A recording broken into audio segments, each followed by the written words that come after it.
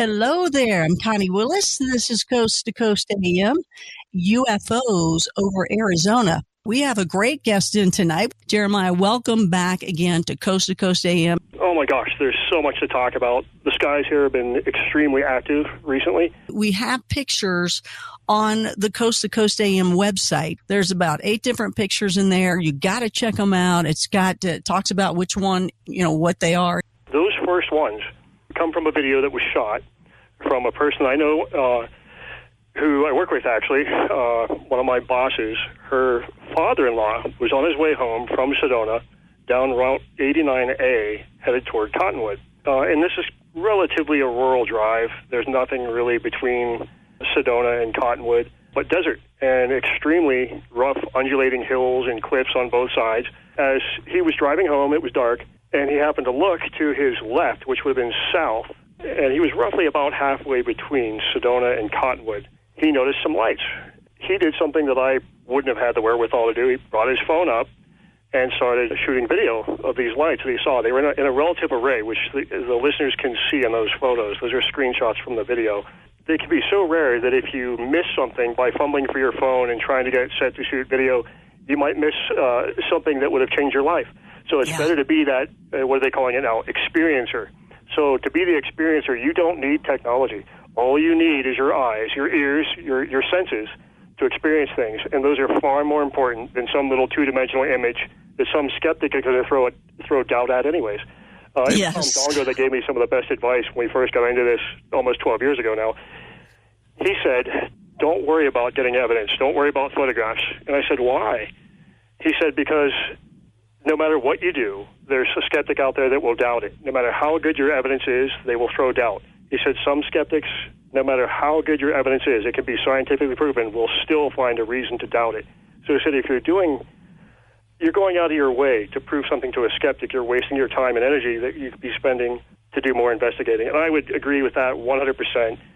It's similar to a lot of other arrays of lights that have been seen. It even kind of harkens back to the Phoenix lights a little bit. Looking at it in the video, it's striking. It's a striking video. It's very short. And others in the area shot video of it as well. I'm going to guess that it was seen by probably 80 people, maybe more. And it was stationary for some time. And I would put it roughly in the area of the Cornville, a small rural community with some ranches. In that general vicinity, that array of lights seems to be hovering over or closest to the Mingus Mountain Range to the southwest of that. Some of the witnesses that had seen it were watching it when it moved away. It went to the east. And one witness said that he was watching it with his family. When it moved off smoothly but rapidly to the east, it went from there left to right, if I remember his description correctly. And as it got to being almost directly in front of them, they saw something that they couldn't see at a distance, which was a triangular-shaped craft in the center of this array of lights. And it was also illuminated by a light. And as it got in front of them, he said his family shrieked, more with joy than it was shock. And they're looking at it as it passes by very smoothly, and then it winks out, and it's gone. So the triangular craft disappears, but the array of lights that was around it, which is in the photographs, it's actually still visible. It didn't wink out. Now, as they're watching it, and it's continuing to move off to the east, this triangular craft reappears in the center of the array of lights. And again, his family shrieked when it reappeared, and then it disappeared rapidly to the east. So again, to see something like that as an experiencer and to have multitudes of people see it, these are the kinds of things that I get really excited about, because in most cases, when Alexander and I are out on our own, it's just the two of us. And so we've been very, very blessed, very lucky to see a lot of incredible things. But when you tell people, and it's just you and your significant other, you sometimes can see that the person that you're telling may have some doubt.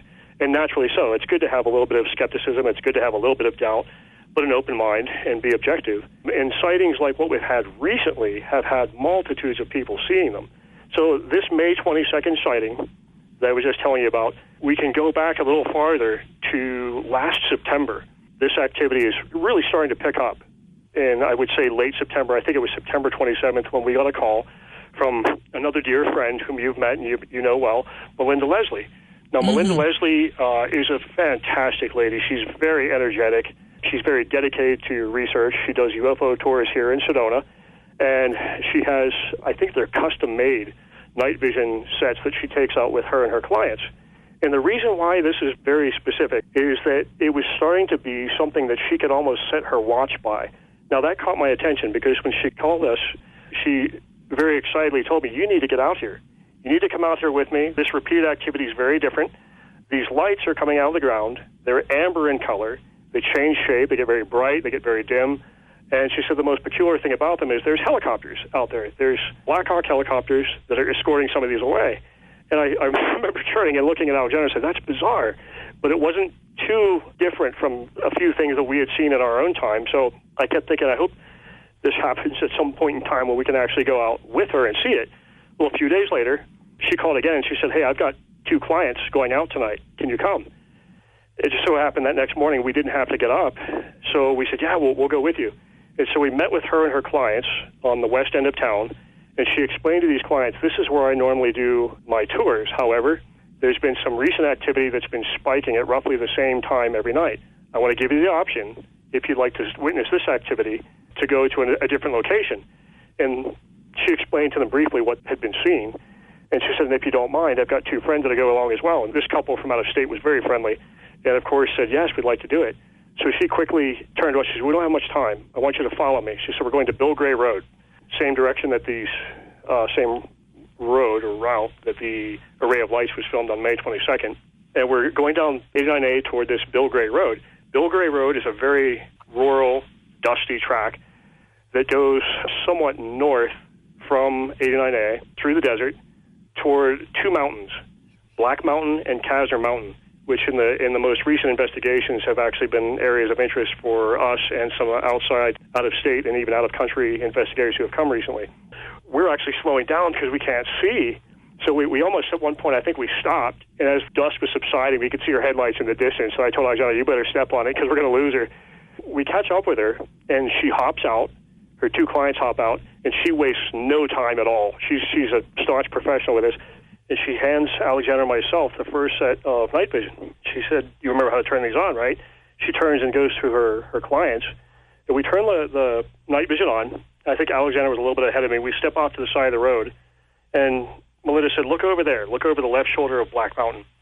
And so we bring our night vision up to our eyes. And these new night vision sets are incredible. They see so much in a high resolution and at a great distance. You're at first in awe of what you're looking at. Right away, we could see a sprinkle of lights ahead of us off to the left beyond the shoulder of Black Mountain in an area called the Sycamore Basin, which is a very remote area. It's very difficult to get to. The Sycamore Creek, which is a canyon, I should say.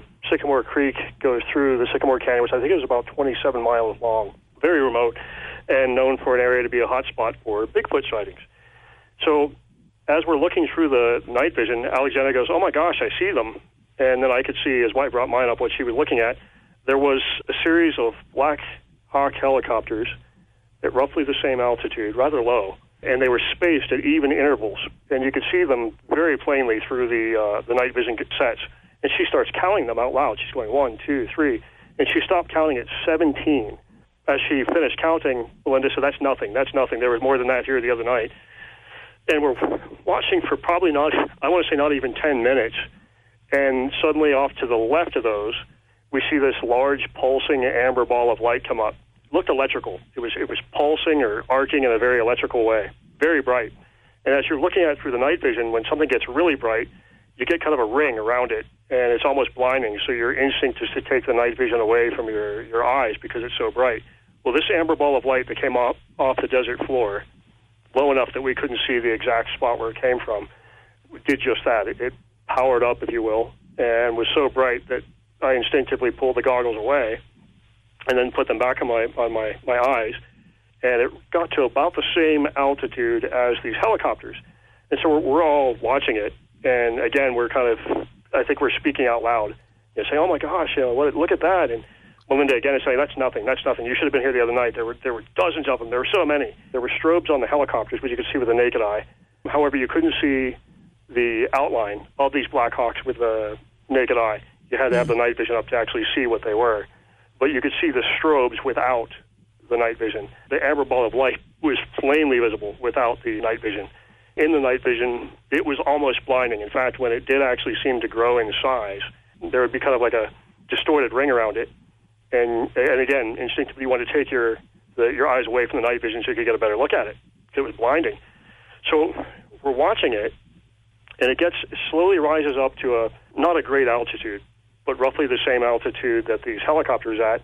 And two of the helicopters that were closest to it broke this formation like some sort of holding pattern, like they were waiting for something. And they approach it, and it more or less followed them, or they followed it, I should say, over Woodchute Mountain to the southwest. And again, we're all seeing this. The two out-of-state clients of Melinda's seeing it. No surprise to her, because she's been watching this and monitoring this almost nightly for a long time, since September anyways. And Alexander and I are looking at each other thinking, oh my gosh, this is incredible. I'm glad we finally came out. And I think one of the clients was saying, oh, look, there's another one. So we put the night vision back on our brow, and sure enough, there was another one coming up from the floor of the basin. And two more helicopters broke formation and followed that one over Woodchute Mountain to the southwest. So we must have stayed there again, I want to say, for maybe 40 more minutes. And the helicopters stayed put as if they were waiting for more, but nothing else came out. Just those two amber balls of light that night. And Melinda looked at her watch. She said, we need to get back. I've got to take my clients back to town. And she was even apologetic. She said, I'm so sorry. There was so much more than that the other night. She said, I really wish you would have come out. There was a lot more activity. Right away, we're just full of questions for her. And I said, you said this is happening at regular times. And she said, yes, it is. Almost at exactly the same time every night, this activity happens. She said, it's not always a lot, but lately it had been a lot. She said, so again, I'm sorry you only saw two. And I remember telling her, oh, please don't apologize. Getting to see two and 17 helicopters was definitely worth the while. She said, well, you need to come out more if you can. We packed up and we left. The clients were just beside themselves. They were ecstatic. And I think I remember one of them saying, you see this type of stuff all the time. And Melinda said, this is all the time, except this is very unique. This is different because what we've got now are helicopters, what appear to be military helicopters, and a lot of them nightly, seeming to intercept activity of unknown origin. So is it off-world technology? Is it off-world technology that is human-piloted? And that brings us to the most recent investigations that have come to town. It appears that there is something under the Sycamore Basin, and there has been for some time. We've even met some whistleblowers as of recent, 3 as of recent, who were well aware that there is something under the basin out there. It does now appear to be, this was a rumor when I first moved to town. It was actually a rumor before I got here that there was some sort of underground bases in the area, even under the Bradshaw Ranch. And when I first heard that when I moved here, I laughed at it. It was silly. Well, I'm not laughing anymore because there's plenty of evidence, especially as of recent, some of which I can't mention yet because the most recent crew that was here unearthed unearthed being an understatement, some really good evidence that there is something very complex under the ground in the Sedona area, particularly to the northwest in the Sycamore Basin. We had been contacted by a organization that's putting together a very well-funded investigation into military underground installations. And if not military underground installations, they are very likely to be private contracted companies that are doing R&D. And R&D, of course, is research and development. And the research and development, as it is doled out by the government to private companies, such as Skunkworks is a good example. And Skunkworks is actually one of the ones that's here.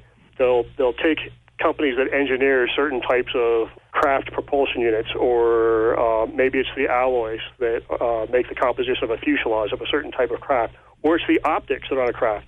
Those types of companies that are contracted by the federal government are out here in the desert, not unlike what's under Groom Lake, except that the Groom Lake facility, or Area 51, is far more well-known. Whatever, if there is a name for what's out here under the Sedona area, is more or less unknown, except for the people who have been unfortunate enough to be out in the wrong place at the wrong time and run into the private military contractors who deploy at night to guard the certain areas where these tests are being done.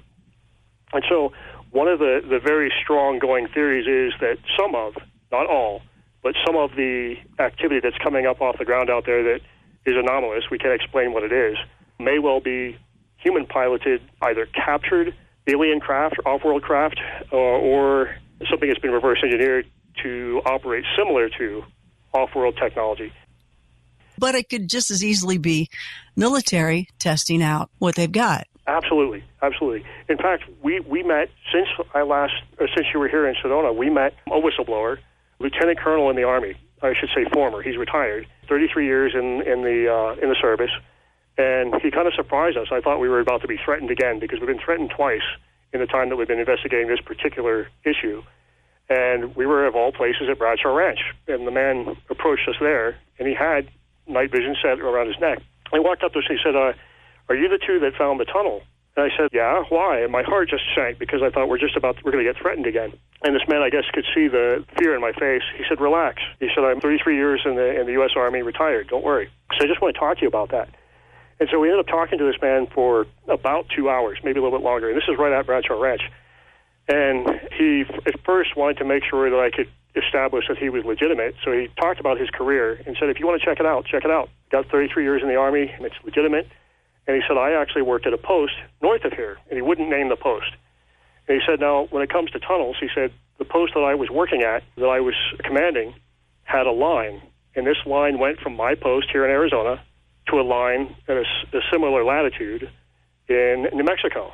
And he said, it was very fast. He said, I had to go back and forth between these two posts all the time. And I interrupted him. I said, okay, sir, you mean by a line an underground tunnel, correct? He said, yes. He said, I use it all the time to go back and forth between a post in New Mexico and my post here in Arizona. And again, he wouldn't name the post.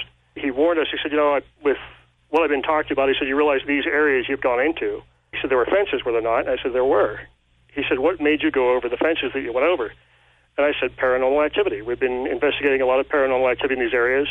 The same areas behind these fences are areas where people have seen lights coming up. In fact, we have seen some of the lights coming up, and the fences were rather annoyance. We were trying to get into these areas. I couldn't see any reason why there were fences there. In some cases, there were signs on the fences. In some cases, there weren't.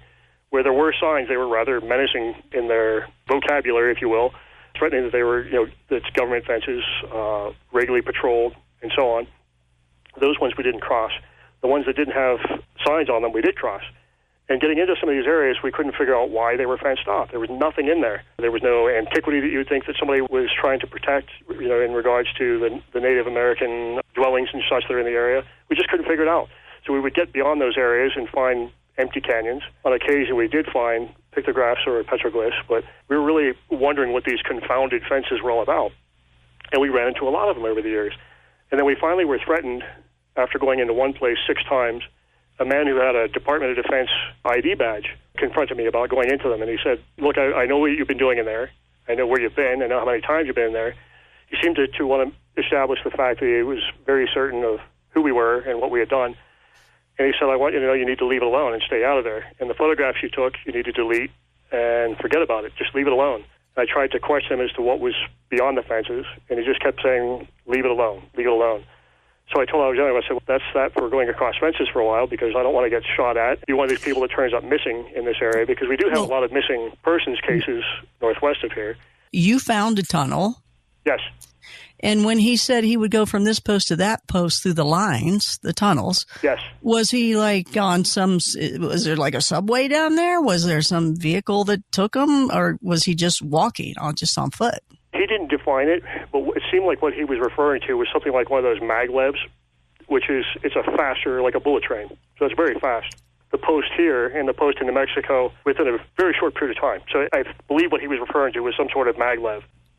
He actually turned out to be a very nice man. He was very matter of fact, but he also gave a warning. He pointed at a map he had, and the map that he had boundaries on it, and the boundaries that were on it were marking areas where there were fences, where Alexander and I were familiar, having jumped these fences where they were.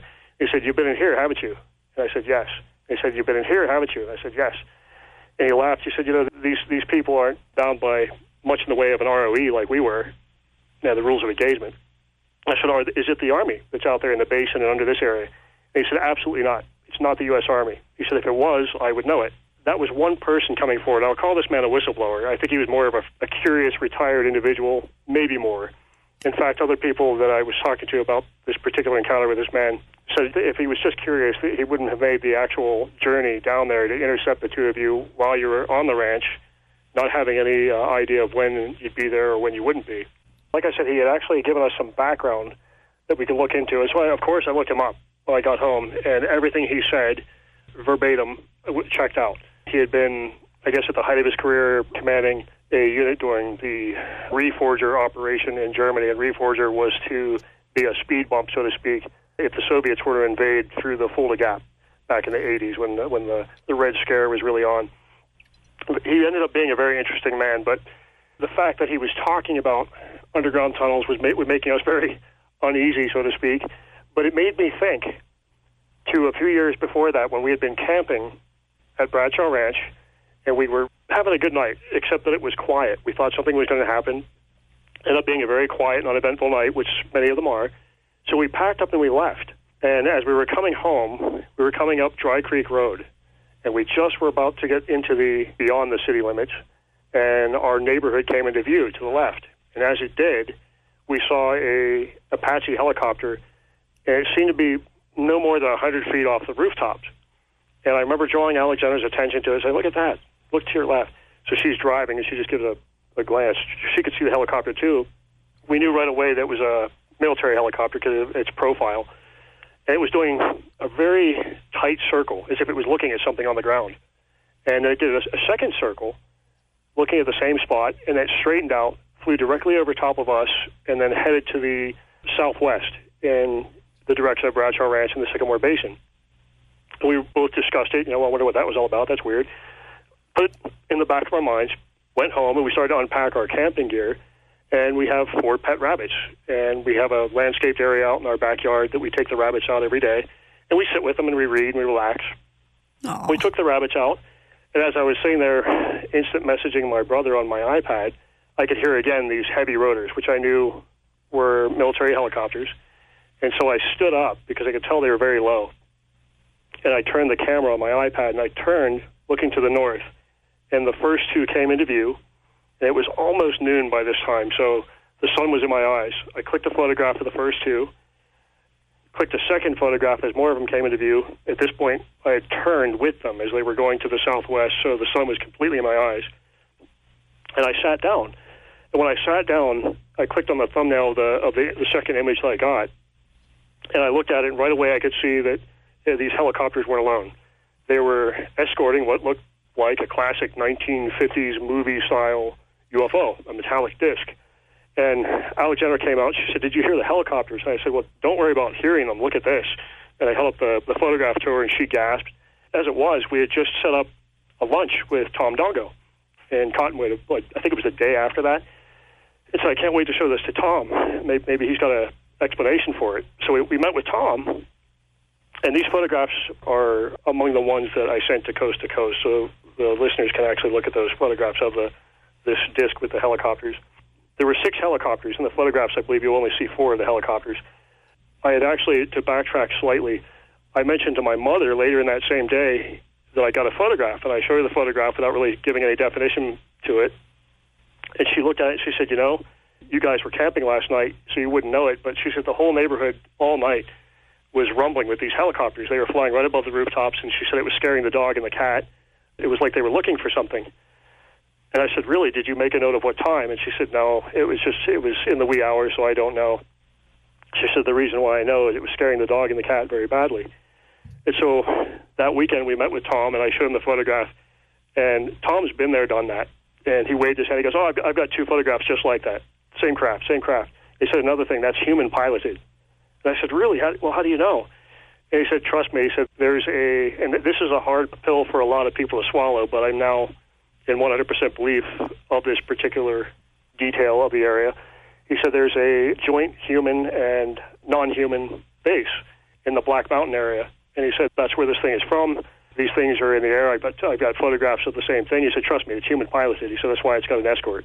We were just dumbfounded. We left from that lunch with Tom Dongo, his knowledge on the subject, having been investigating this area for so long. There's 2 sides to everything that's going on here, perhaps more than that. But the paranormal activity in the area is legitimate. There's a lot of it going on here. There's a very, very strong off-world presence here, non-human piloted craft. And what he was saying was that some of these craft are piloted by human beings, and quite possibly they were developed with non-human intelligence assisting, or perhaps they were loaned to the underground facilities out here that are contractors like Skunk Works. And as it is, since then we've met 2 more whistleblowers, one of whom actually worked at one of the facilities under the Sycamore Basin. And he very matter-of-factly told me that he worked for 2 companies providing security out there that were underground. The entrances were camouflaged, as he put it.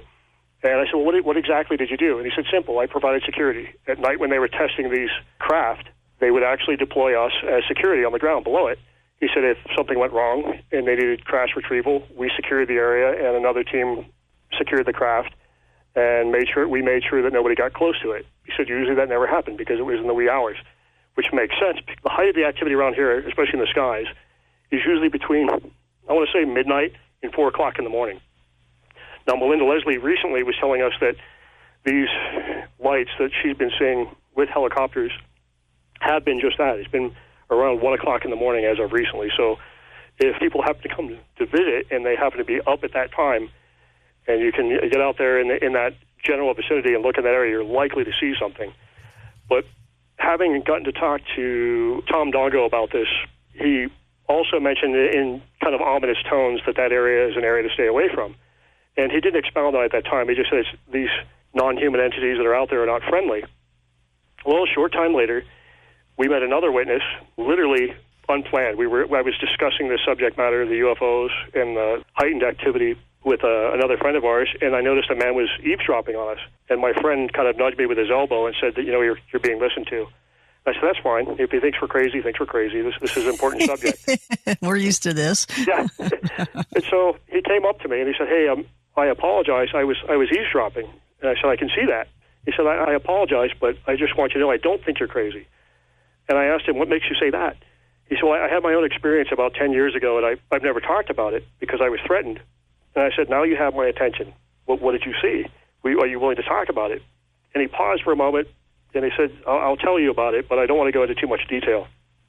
And he said that he had been in his senior year of high school, and that he, at the time, his hobbies were riding his dirt bike and bodybuilding. He said, at the time, I was 200 pounds. I was into bodybuilding.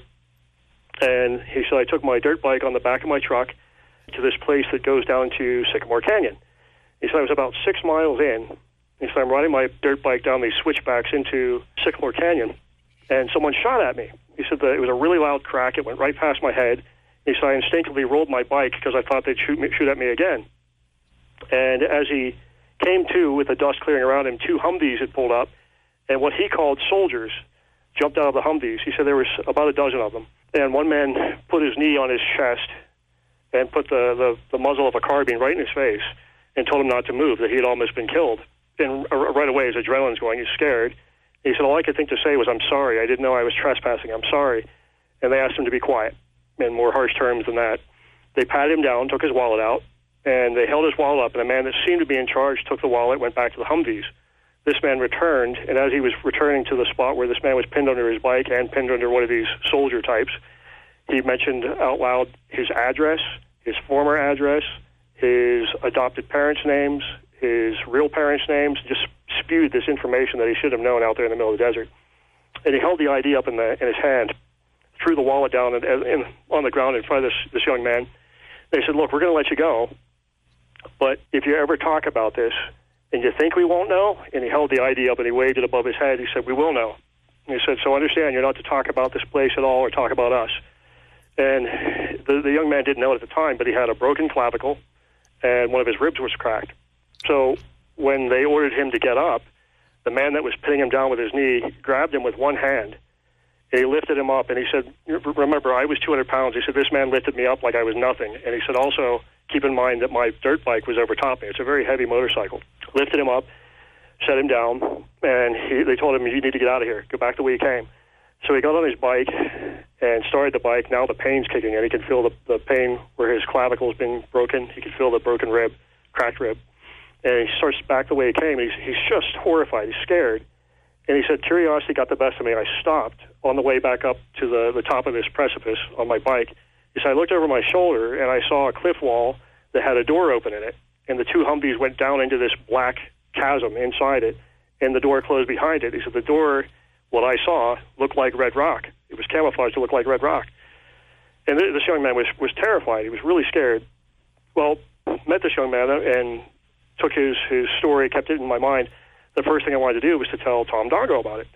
So I had no sooner got an instant message fired off to Tom. This young man said that he was 6 miles in the canyon, had this encounter with these guys, and the last impression he got of these men that had accosted him, if you will, and almost shot him, he said he looked in their eyes when they lifted him up, and they were all looking at him. He said they didn't look human.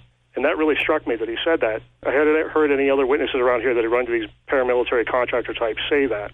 Tom messaged me first after I had only said that this young man had a encounter with soldier types that he said did not look human.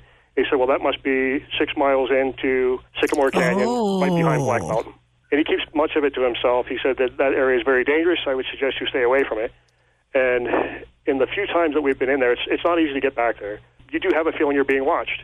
There's one trail that goes into that area down into the Sycamore Basin, but it's extremely rugged terrain. In the months past, just recently, we decided, well, maybe we can get on top of Black Mountain, and it'll be a good vantage point to look on the other side where these lights are coming up from. And we picked a day, and we went up on the south face of the mountain. Is the only road that goes up there, and if I could even call it a road, it's more of like a mule path. It's rocky, it's uneven, and very steep. And then when you get to the top of it, it's thick forest on the top. And we had to use our compass. It was the first time I've ever had to use a compass to navigate in Arizona to get across the top of it to look at the Sycamore Basin. When we reached the other side to look at the basin, we saw nothing. And the sun was going down. We saw no lights. Coming back, we're walking through the forest in the dark on the top of the mountain. And I think it was Alexander nudging me again. She goes, look, very nonchalantly. And I looked up, and there's one of these amber balls of light through the trees. And it's coming from the opposite side of the mountain. So we're watching it. It appears to change shape. It almost appeared that it was rotating. And then it would, just like the ones we saw with Melinda Leslie, it would get very, very bright, and then it would get very, very dim. Just before it got to the mountain, it winked out. It just vanished. And we returned, I think it was about a week later, went back on top of the mountain again, and had almost a repeat of that same scenario, except it was after we came down off the mountain. We were on the road, the forest road coming back, and another one was coming at us from the Cornville area, and it was the same color, this kind of pulsing electrical orange or amber-colored light. And it did much the same thing. It seemed to be tumbling. It seemed to be arcing with a very strong pulse of electricity. It would get very bright, very dim, and then it disappeared. Same thing as what we saw the week before. Now, when we were camping in Bradshaw Ranch some years prior and came back and got the encounter of this craft that seemed to be escorted by the helicopters, I couldn't help think that these are all tied in together, which it seems like they may well be with whatever is under the ground out there. But the thing that struck me as probably the most prominent of all details is it does appear, especially with some of the whistleblowers who have come out, that there is, in fact, in some of the facilities out there, a joint effort between government-contracted private companies and off-world entities working together on incredible technology. And when I was talking to this lieutenant colonel that I told you about that confronted us at the ranch, I asked him if he had heard of the companies that one of the whistleblowers told me. And he said, yes, I've heard of them. I said, did you know they were out here? And he said, no, I don't know what's out there. He said, I do know that there are tunnels in this area, but he said, again, I need to stress that this is not the U.S. Army. Whatever's out there is private contracted. So again, I had a second confirmation from someone who was in the know that whatever is out there is a private contracted company working with off-world entities, with off-world technology. They're using black budget funding. Connie Willis here on Coast to Coast AM.